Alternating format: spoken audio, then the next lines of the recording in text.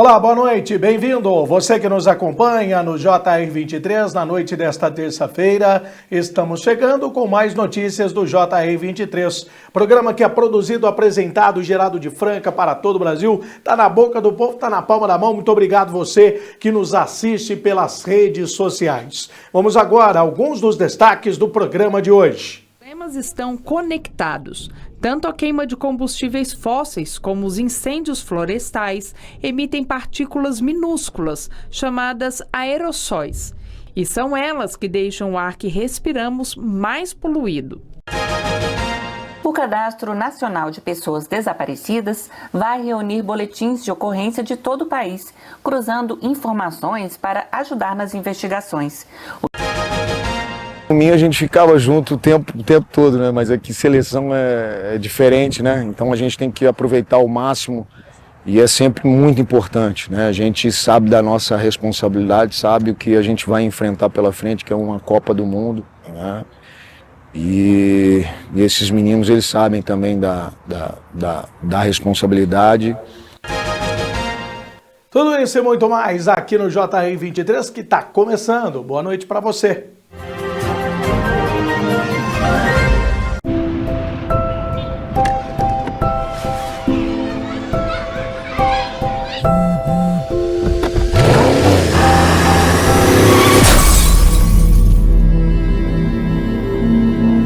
O importante é chegar. Respeite os limites de velocidade. Se não por você, por quem você ama.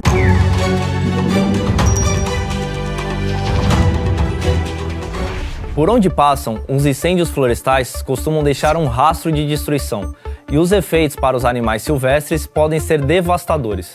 O fogo altera o ambiente natural das espécies, prejudicando a procura por abrigos, alimentos e até parceiros reprodutivos. As espécies que se abrigam em lugares específicos, como tocas subterrâneas ou ninhos em árvores, são diretamente afetadas.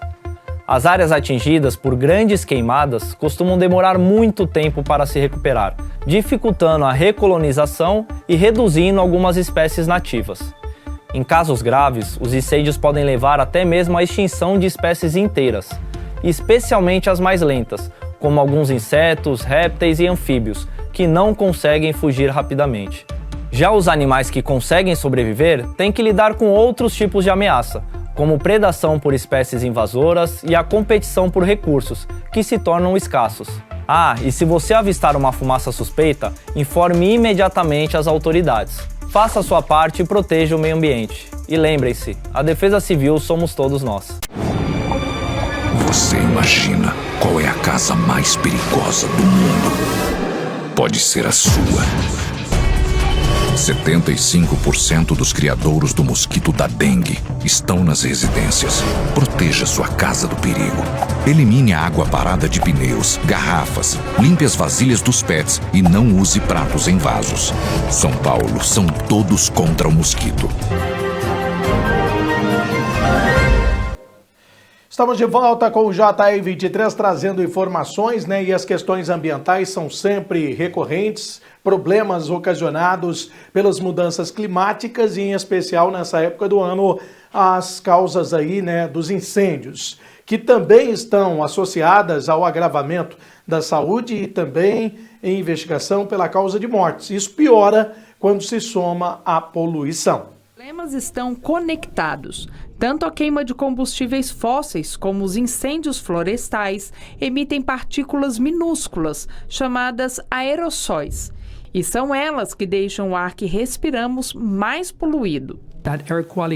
A qualidade do ar e as mudanças climáticas precisam ser abordadas de forma interligada. Não podem ser separadas. O que afeta a poluição do ar afeta as mudanças climáticas e vice-versa.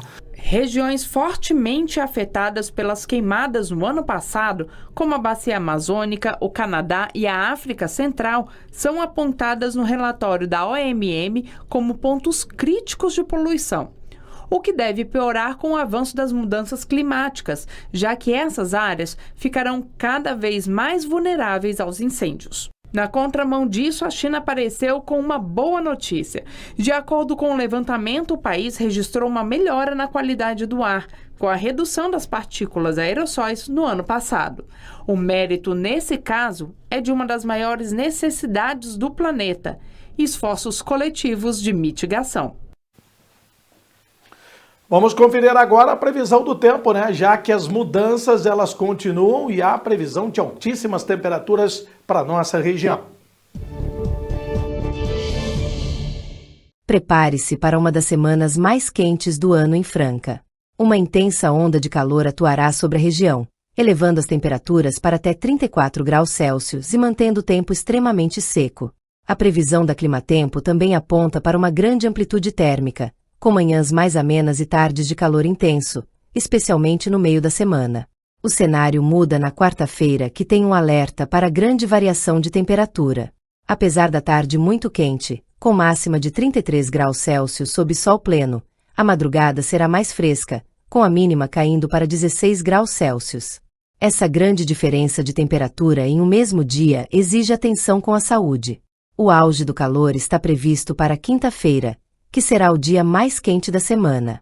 Com céu limpo e sol forte o dia todo, a mínima será de 15 graus Celsius e a máxima atingirá os 34 graus Celsius.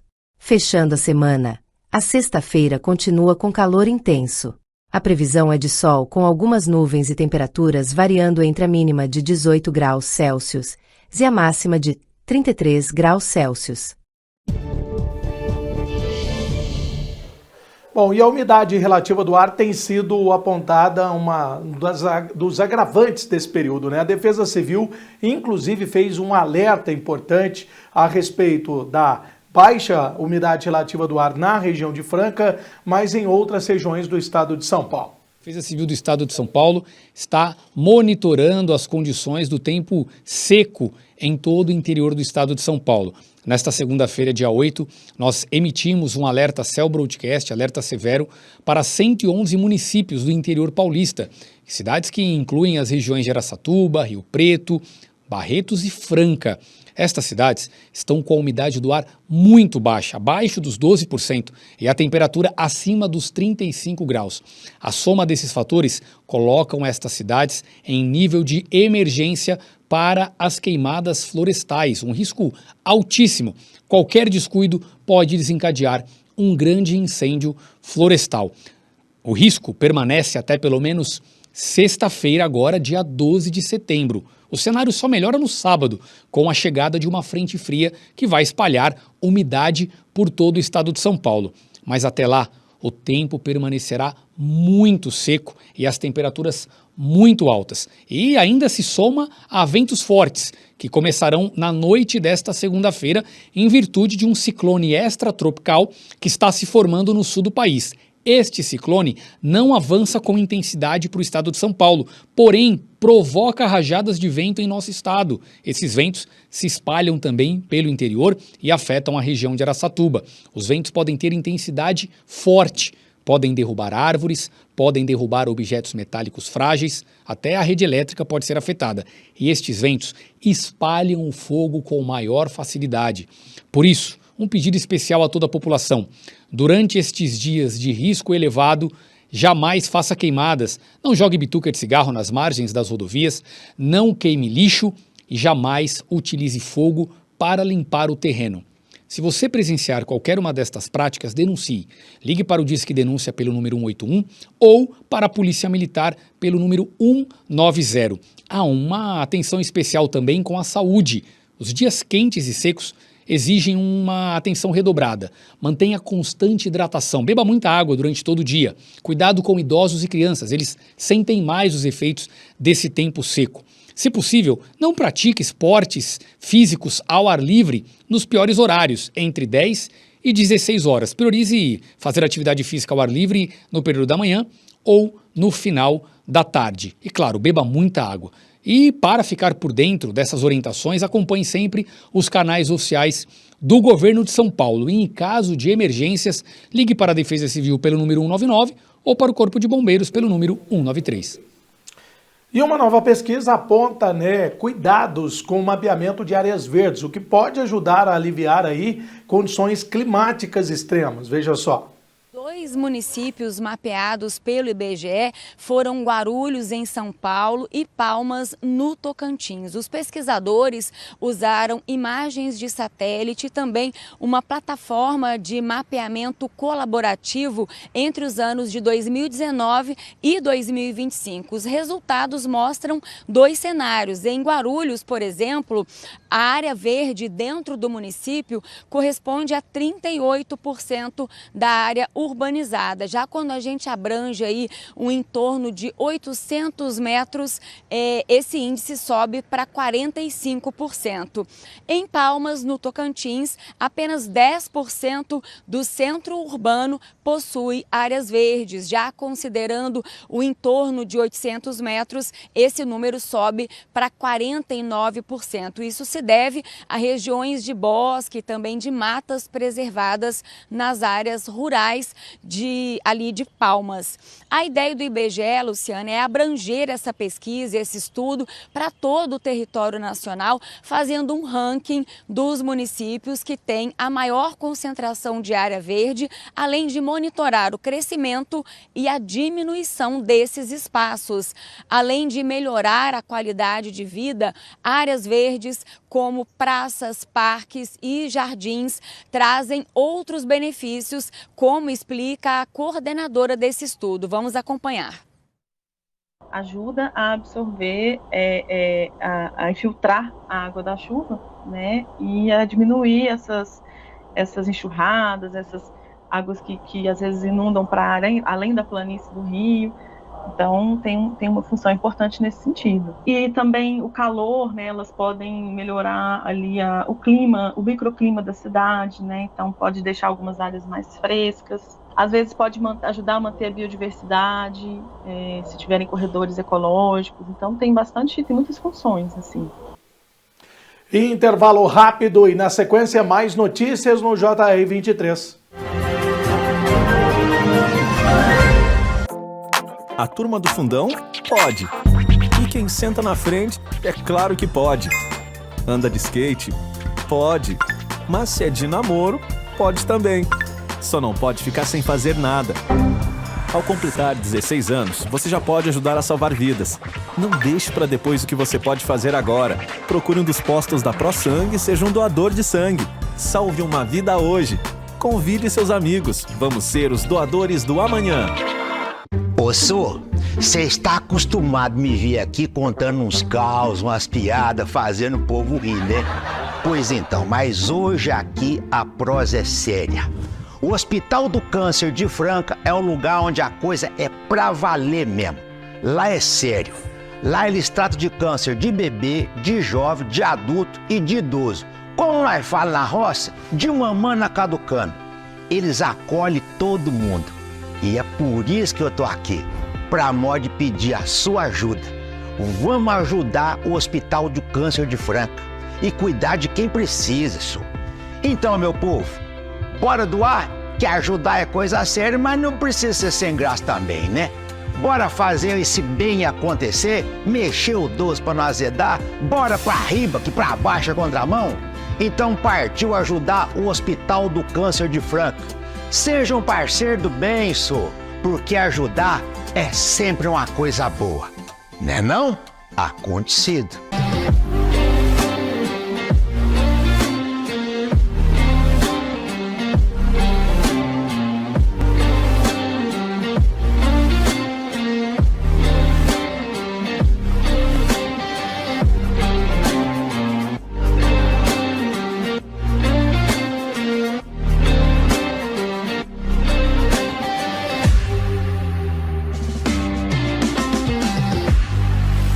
Uma nova opção. Dinâmico e diversificado. Uma multiplataforma em serviço da informação, notícias, entretenimento e variedade. O que você precisa saber para começar o dia. Na velocidade do tempo. A informação que vai de encontro com seu interesse. www.portaldefranca.com.br.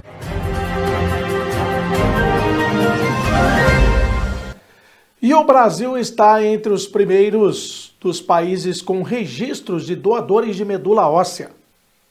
Assim como o personagem da ficção Afonso Reutemann, da novela Vale Tudo, da Rede Globo, o Flávio foi diagnosticado com leucemia. Quando a doença se agravou, o empresário passou a depender de um transplante de medula óssea para sobreviver. Quando eu recebi o diagnóstico, para mim foi praticamente uma sentença. Tanto que eu cheguei para o médico e falei, cara, você acabou de me... E ele falou, meu objetivo é te curar. Eu vou te curar. A Renata, mulher do Flávio, já tinha perdido a mãe para a doença. Falei, não, dessa vez a gente vai ter um final feliz. Então eu me apeguei a isso, porque né, era o que... Então a gente... Era a chance de um transplante, que minha mãe não teve, e ele tinha essa chance. Como ninguém na família do Flávio era compatível, os médicos precisaram recorrer ao Registro Nacional de Doadores de Medula Óssea, financiado pelo Ministério da Saúde, que conta com 6 milhões de voluntários cadastrados em todo o Brasil. Cerca de 65% dos pacientes no Brasil, quando encontram um doador compatível, encontram no Redome. Mas é importante dizer que o Redome, na verdade, integra uma grande rede de cooperação internacional. São quase 100 registros em todo o mundo e a gente totaliza 43 milhões de doadores. A medula óssea é um tecido líquido e gelatinoso, localizado dentro dos ossos, que tem como função principal fabricar o nosso sangue. O transplante de medula só é realizado quando a compatibilidade entre doador e receptor acontece. No caso do Flávio, foram meses de angústia e espera até encontrar uma doadora. A estudante de veterinária, Beatriz Santos, de Rondônia, que hoje ele considera parte da família. Até porque os dois compartilham do mesmo sangue. Da mesma forma que a gente agradece todo dia por essa oportunidade, a gente vê também gratidão por ela. Ela mesma se sente grata de ter tido essa oportunidade. Para se tornar um doador de medula óssea, basta procurar um hemocentro em sua cidade e coletar um tubo de sangue como esse. É preciso ter entre 18 e 35 anos e não ter uma doença infecciosa transmissível como hepatite C ou HIV. A análise da amostra tira uma espécie de identidade genética do sangue que fica armazenada no banco de doadores de medula. Tão importante quanto se cadastrar é que aqueles doadores que já estão cadastrados mantenham seus dados atualizados, porque ele pode ser compatível com alguém 5, 10, 15 anos depois do cadastro. E se a gente não tem as informações atualizadas, mesmo a pessoa que queira muito doar pode não ser encontrada a tempo. O Flávio está ótimo, ele tem uma vida normal. Então, assim, era o que a gente queria mesmo, era o nosso sonho quando tudo começou, sair daquele pesadelo e poder viver, né, com os nossos filhos. A gente às vezes reclama de qualquer coisa, mas quando você está dentro do hospital, você fala, acordar na sua casa com a sua família, como isso é importante. Intervalo rápido e na sequência, mais informações do mundo da bola. Até já.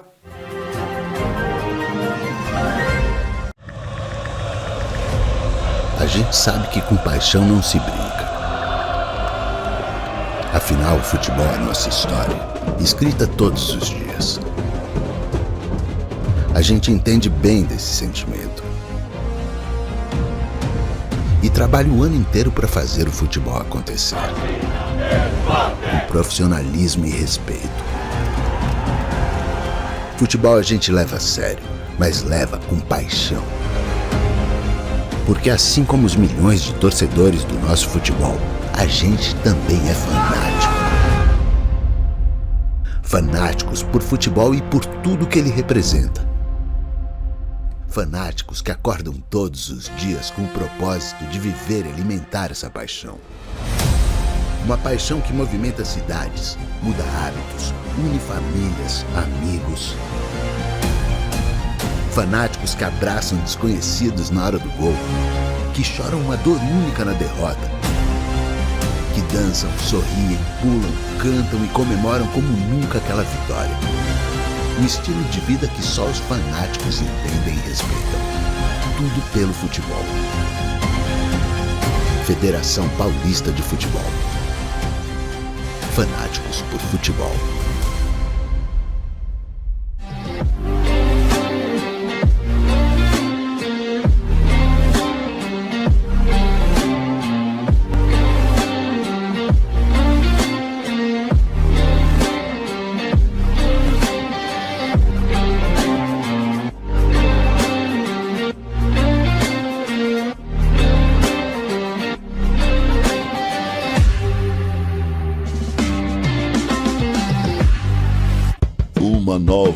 opção. Dinâmico e diversificado. Uma multiplataforma em serviço da informação, notícias, entretenimento e variedade. O que você precisa saber para começar o dia. Na velocidade do tempo. A informação que vai de encontro com seu interesse. www.portaldefranca.com.br.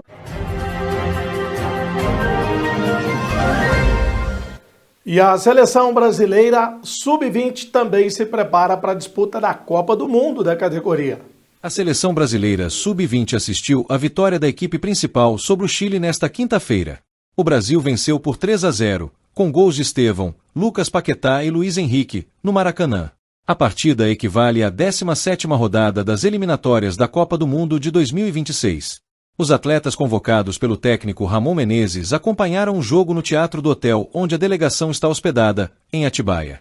A equipe sub-20 está concentrada para a fase final de preparação para a Copa do Mundo da categoria, que será disputada entre os dias 27 de setembro e 19 de outubro, no Chile.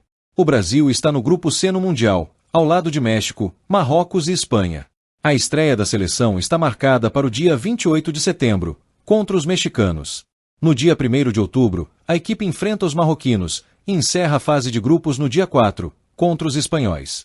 Todos os duelos da primeira fase serão no Estádio Nacional Júlio Martínez Prádanos, em Santiago.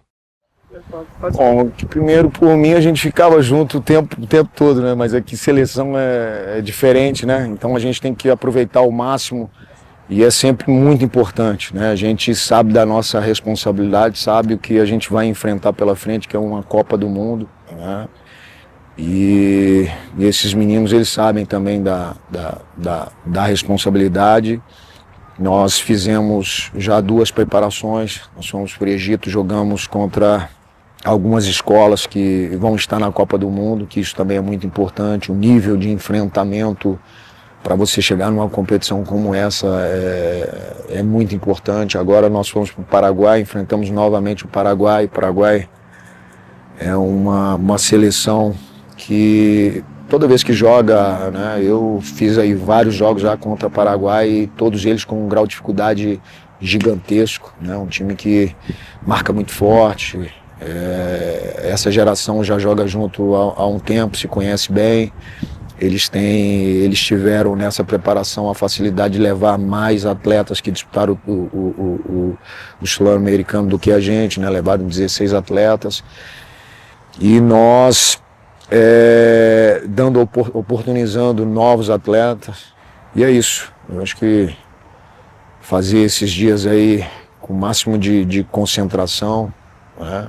Vai ter um momento para descontrair, né, para a gente dar as nossas risadas, mas é tudo muito sério, né? Assim, a gente sabe da nossa responsabilidade, do nosso objetivo, né? Assim, e esses meninos entendem muito bem isso. Eu volto a falar que é a competição mais importante das nossas vidas, né? Que é a competição que a gente não conquistou aqui dentro, né? Nós já tivemos uma oportunidade, uma grande chance. E chance a gente não pode deixar passar, né? Então, assim, eu tenho comigo assim que missão dada é missão cumprida. Então a gente vai com tudo para essa competição, tá? Assim, respeitando todos os adversários, né? Entendendo todas as dificuldades, a gente conseguiu, na maioria das competições, fazê-las da melhor maneira possível. E é isso que nós vamos focar nesse campeonato mundial. É isso aí, os jogadores, né, os atletas jovens também passam por todo um processo de avaliação.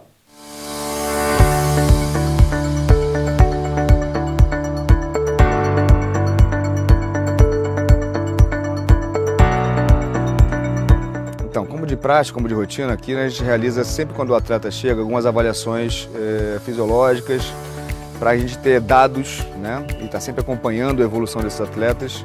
A gente está sempre em contato com os clubes que vão enviando os dados, com os atletas que são convocáveis, mas quando os atletas entram conosco, eles estão sob nossa responsabilidade. Então, para avaliar todo esse período, a gente faz essas avaliações para ter uma noção da progressão desse atleta aqui dentro, né? Além disso, obviamente, a avaliação que foi feita hoje, a avaliação antropométrica, uma das avaliações fisiológicas que a gente faz, nos dá alguns dados para saber ajustar a dieta do atleta, ajustar a carga de treino do atleta e com isso a gente otimizar nosso período aqui. A gente tem convocações geralmente curtas e com competições com espaço curtos entre os jogos. A gente precisa otimizar a recuperação para que a gente melhore a performance desse atleta, né? Fora isso, como nós já citou aqui, esses atletas pertencem a outros clubes. Em fato disso, a gente tem que estar sempre no pós-convocação, sempre enviar os dados desses atletas para dizer como foi todo o período de convocação, como é que foi a evolução desse atleta, como ele se comportou, qual foi a resposta que ele teve aos treinos, para que esse atleta retorne ao clube monitorado e a gente continue monitorando esse atleta para que quando ele volte a gente continue nessa evolução.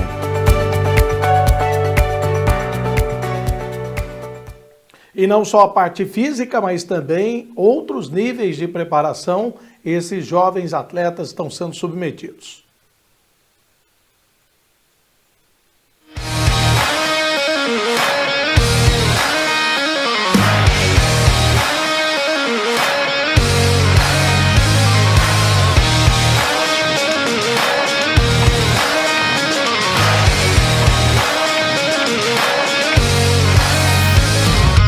Bom, o trabalho que a gente desenvolve nessas semanas de convocação, de preparação, basicamente é uma manutenção da performance dos atletas, né? Onde a gente fica sempre atento, né, às métricas deles, após as atividades. Sendo necessário, a gente faz algum complemento, né, para que o grupo trabalhe de uma forma mais homogênea, certo? E quanto ao dia de hoje, a gente organizou uma sessão de recovery, né, em função da gente ter trabalhado ontem um trabalho coletivo em campo aberto, né, com métricas de jogo. Então hoje a gente fez essa atividade em conjunto com o departamento médico, fisioterapia, fisiologia, enfim, onde a gente utilizou algumas atividades aí de liberação miofascial, mobilidades, um trabalho de força de membros superiores. E uma recuperação ativa aí em baixa intensidade para que amanhã, né, a gente tenha o grupo novamente em boas condições de treinamento. E o jogador Bruno Henrique acabou suspenso pelo envolvimento em casos de apostas. O Superior Tribunal de Justiça Desportiva condenou o atacante Bruno Henrique do Flamengo a 12 jogos de suspensão. O atleta foi acusado de ter forçado um cartão amarelo para beneficiar familiares em apostas online. O camisa 27 do rubro-negro carioca ainda vai enfrentar um julgamento criminal por acusações de fraude esportiva, processo que pode levar apenas de 2 a 6 anos de prisão. Além do gancho, o STJD também condenou Bruno Henrique a pagar uma multa de R$60 mil por violação de ética desportiva. O caso se remonta a novembro de 2023, quando o Flamengo foi derrotado pelo Santos por 2-1 em Brasília, em partida do Campeonato Brasileiro. O atacante recebeu um cartão amarelo por uma falta e em seguida outro por insultar o árbitro, que derivou na sua expulsão. A polícia encontrou várias mensagens comprometedoras no celular do irmão do atleta, Vander Nunes, que também vai ser julgado. Tudo isso e muito mais você acompanhou aqui no JR 23, que está chegando ao final. Amanhã já está de volta com mais uma edição. Tá na boca do povo, tá na palma da mão. Grande abraço, boa noite para você.